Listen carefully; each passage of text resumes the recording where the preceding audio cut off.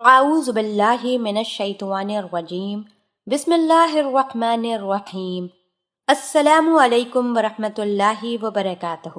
پیارے بھائیوں اور بہنوں، میں امید کرتی ہوں کہ آپ سب خیر و عافیت سے ہوں گے۔ میری دعا ہے کہ اللہ پاک آپ سب کو خیر و عافیت سے رکھیں، آمین۔ ناظرین، آج ہمارے ایک بھائی نے سوال کیا۔ وہ کہتے ہیں کہ میرے مکان میں غسل خانہ پردے کا ہے، یعنی چاروں طرف دیوار، اوپر سے چھت اور ایک دروازہ ہے۔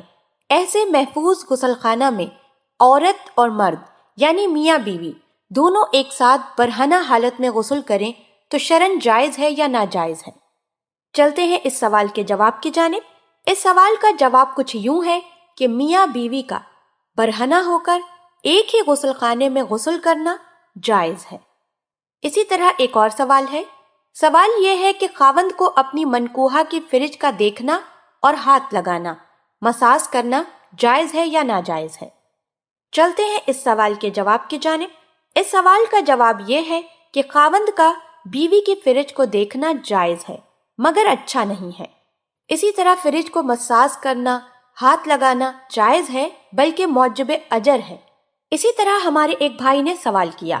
وہ کہتے ہیں کہ ایک مسلم مرد کو برہنہ حالت میں غسل کرنا جائز ہے یا ناجائز، اور اگر ہے تو وہ کس صورت میں، اور کیا اس کا اطلاق مرد اور عورت دونوں پر ہوتا ہے؟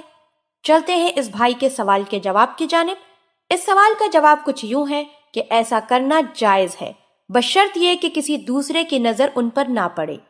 اسی طرح ہمارے ایک اور بھائی نے سوال کیا۔ وہ کہتے ہیں کہ وضاحت فرما دیں کہ ناخن اور بال ناپاکی کی حالت میں کاٹ سکتے ہیں یا نہیں، یا اس میں وقت اور جگہ کی کوئی قید ہے؟ چلتے ہیں اس بھائی کے سوال کے جواب کی جانب۔ اس سوال کا جواب یہ ہے کہ ناپاکی کی حالت میں ناخن اور بالوں کا کاٹنا مکروہ ہے، لیکن اگر ناخن یا بال دھونے کے بعد کاٹے تو مکروہ نہیں ہے۔ اسی طرح ایک اور سوال ہے۔ سوال یہ ہے کہ اگر ایک ناپاک شخص کسی شے کا استعمال کرے، مثلاً بستروں، کپڑوں، برتنوں کا، تو یہ اشیاء ناپاک ہو جاتی ہے یا نہیں؟ کیونکہ رات کو مجھے احتلام ہو گیا، میں نے دوسری دوپہر کو غسل کیا، مگر رات اسی وقت غلاظت صاف کر لی تھی۔ چلتے ہیں اس بھائی کے سوال کے جواب کی جانب۔ اس سوال کا جواب یہ ہے کہ ناپاکی کی حالت میں کھانا پینا اور دیگر امور جائز ہیں، اور جنبی آدمی کے استعمال کرنے سے یہ چیزیں ناپاک نہیں ہوتی، لیکن غسل میں اتنی تاخیر کرنا کہ نماز کا وقت قضا ہو جائے حرام اور سخت گناہ ہے۔ اللہ پاک ہم سب کو دین کی سمجھ عطا فرمائے اور اس کے مطابق زندگی بسر کرنے کی توفیق عطا فرمائے، آمین۔